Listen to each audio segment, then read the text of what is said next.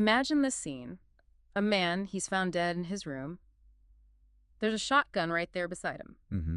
And, well, all the initial signs, they're pointing straight towards a tragic suicide. Seems clear enough at first glance. But what if? What if those signs were just completely wrong? What if you look closer and find something much darker, a real tangled mess of questions that investigators just couldn't shake? Even almost a century later. Welcome to the deep dive. Today we are plunging into a genuine historical mystery, all the way back from 1927. It's the perplexing death of a man named Forrest Reed in Delslow, West Virginia. And we've got some fascinating sources here. Contemporary newspaper accounts from the New Dominion, plus the official death certificate. Exactly. So our mission today is to really unpack how the theories shifted, look at the really puzzling evidence, and grapple with these questions that just never went away. A death that started out looking obvious, but, well, became stubbornly unsolved. Yeah, it's a case where those first findings were really just the tip of the iceberg. Okay, let's get into it then. Our story kicks off on Monday, January 31st, 1927. We're in Morgantown, West Virginia, and the local paper, the New Dominion, runs this headline: "Shotgun used for suicide." Pretty definitive. Sounds it. So who was found? Forrest Reed. He was about 45 years old, discovered dead the evening before, that Sunday, at the home of a J.H. Burbridge in Delslow. Reed was actually boarding there at the time. Okay, and how was he found? Well, Burbridge, the homeowner, he gets back around 9 p.m. He'd been out for several hours, comes home, finds Reed in his room. And the scene. At first glance, it seemed to tell a pretty clear story. Single-barreled shotgun nearby, empty shell still in the chamber, and the report said the charge had entered the right side of his face. Grim details. Yeah. So based on that initial look, the coroner, Martin M. Moore, he investigates pretty quickly and announces, yep, death due to a self-inflicted wound. Case closed, almost. Almost. Now, you might be wondering about Forrest Reed himself. What little we know comes from these reports. He was married, apparently, but his wife was away visiting relatives. That's why he was staying with Burbridge. Yeah. But here's something that jumps out, even then. The coroner himself stated that no motive could be assigned for the suicide. So even with the suicide ruling, there was already a question mark hanging over the why. Exactly. No obvious reason. And then, well, this is where it gets really interesting. Right. Just one day later, Tuesday, February 1st, 1927, the headline completely flips. Now it reads, "Murder plot is suspected by officials." Wow, that's fast. A total 180. Right. It's an astonishing pivot. How often would investigators back then just reverse an initial finding like that so publicly? Was that common, or did something really specific, force their hand here? That's a great point. And no, usually a reversal that quick and that public, it was definitely notable. It suggests they found something pretty compelling or faced a strong, immediate challenge to that first assessment. So what was it? Well, in this case, the prosecuting attorney, a W. French Hunt, he came out and declared there was, and I quote, "a strong possibility that Forrest Reed was the victim of a murder plot." A murder plot. So not just maybe murder, but potentially planned. That seems to be the implication. Yeah. And this dramatic change, it wasn't just out of the blue. It was prompted by additional information coming in and, crucially, the impaneling of a coroner's jury. Ah, the jury. So citizens brought in to investigate. Exactly. A standard practice then, a formal group to determine cause of death. And this was specifically requested by Reed's own sister, Mrs. Caleb Zinn. She clearly wasn't satisfied with the suicide ruling. Okay, so the family pushed back. Yeah. And what new evidence started turning things around? Well, several things started to eclipse that suicide theory pretty quickly. First, take the ceiling holes. The ceiling holes. Yeah. Initially, everyone just assumed, okay, shotgun fired, some pellets went up to the ceiling. Makes sense, right? Seems logical. But Hunt stated that a closer look revealed something else entirely. The holes, they were, quote, "not made by bullets, but by a human hand punching small holes into the plaster, probably with a small nail." Punching holes with a nail. That's what the prosecutor claimed. And Yeah. critically, no actual lead shot was found in the ceiling. None at all. Okay, that's weird. That definitely doesn't fit the shotgun narrative. What else? Then there was the path of the shot itself, the trajectory. The way the buckshot actually struck Reed's face raised big questions. How so? It apparently entered Reed's body under the chin and near the throat and took an upward course. Upward, from under the chin. Yes. And Hunt pointed out, logically, that had the man shot himself, the shot likely would have gone toward the back of his head instead of toward the front. The physics seemed wrong. Right, that makes sense. An awkward angle for self-infliction, especially upwards like that. Very awkward. And adding to that, maybe the simplest point, there was no chair upon which Reed could have seated himself to pull the trigger. No chair. So how could he have positioned the shotgun against himself? Exactly. It makes the mechanics of a suicide really difficult to picture. Plus, despite digging, officers still found nothing to indicate that Reed had been despondent or suffering from any mental strain. The lack of motive persisted. So, wow, you've got the physical evidence, these weird punched ceiling holes, the shot's path being all wrong, no chair for positioning. It just doesn't line up at all with suicide. Not remotely. It sounds like a textbook example of the scene itself, screaming something different than the initial conclusion. But, playing devil's advocate, could some of this have been maybe misinterpreted back then, given like the forensic tools they had in the 1920s? It's a fair question, Really? absolutely. Forensic science was certainly more rudimentary, but these observations, they were pretty fundamental, weren't they? I suppose so. I mean, the ceiling holes being punched, not shot, that's a fairly direct observation, not requiring advanced tech. It immediately casts doubt on the whole scenario. Yeah. And you combine that with the wound trajectory under the chin, going up, plus the sheer lack of a means, like the chair, to even fire the weapon that way. Well, these details together painted a very, very different picture. So the coroner's jury saw all this? Yes.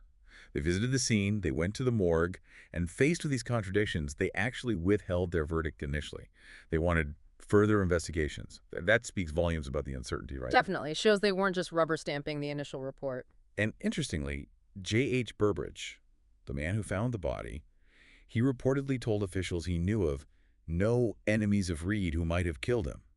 So no obvious suspect if it was murder. Okay, so no clear motive for suicide and no obvious enemies for murder. The questions were just piling up, Absolutely. and they kept coming. By Wednesday, February 2nd, the newspaper starts asking even more specific, kind of unsettling questions.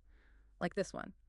If he took his own life, why was his thumb under the forefinger instead of over it, as is the case when a person closes his hand naturally? The thumb detail, yes. And another question posed was, did Forrest Reed die because dead men tell no tales? Ooh, that's leading. Right. That thumb position detail, it feels almost staged. Is that something that really holds up forensically, or could it have just been, newspaper sensationalism? It's a really fascinating detail, isn't it? And it definitely fueled the suspicion at the time. Now, things like rigor mortis can affect hand position, of course. Sure.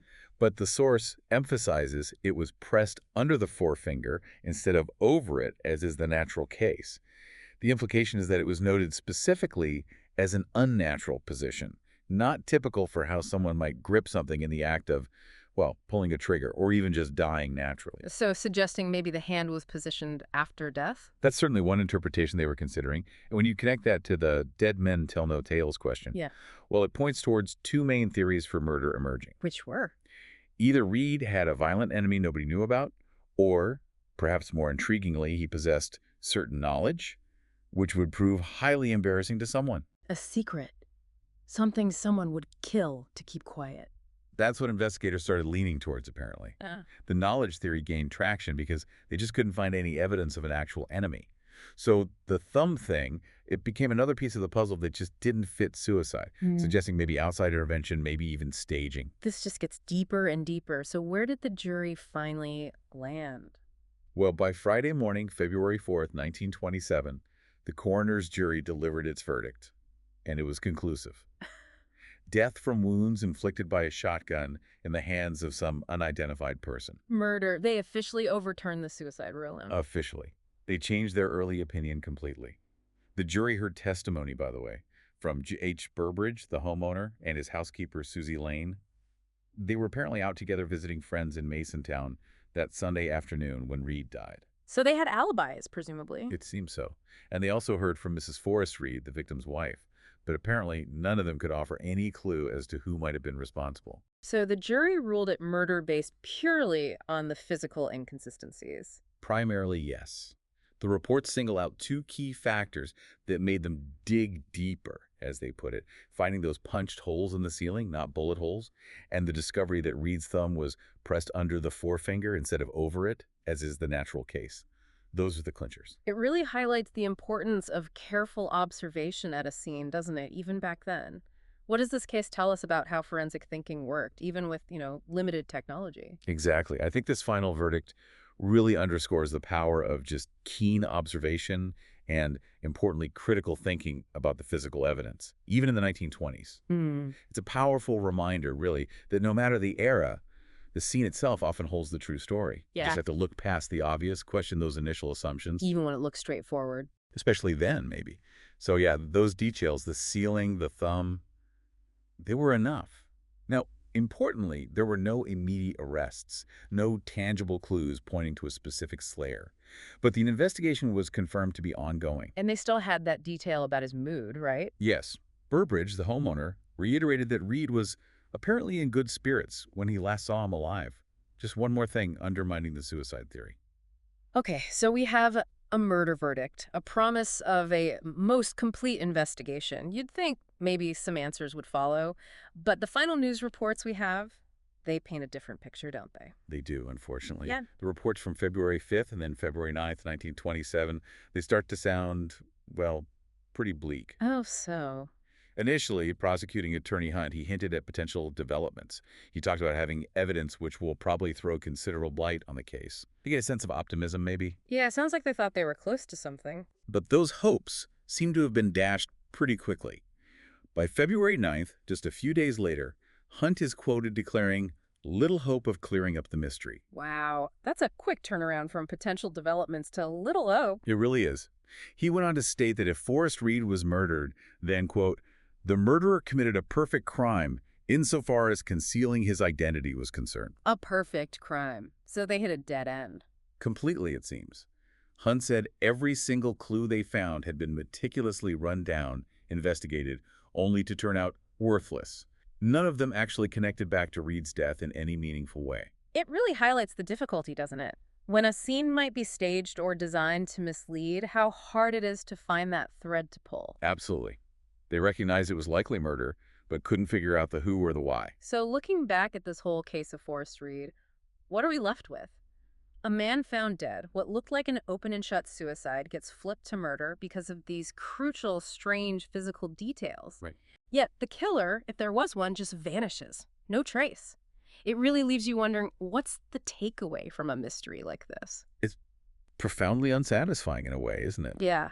The case of Forrest Reed, it just remains this chilling example, a mystery that was clearly pursued, vigorously for its time.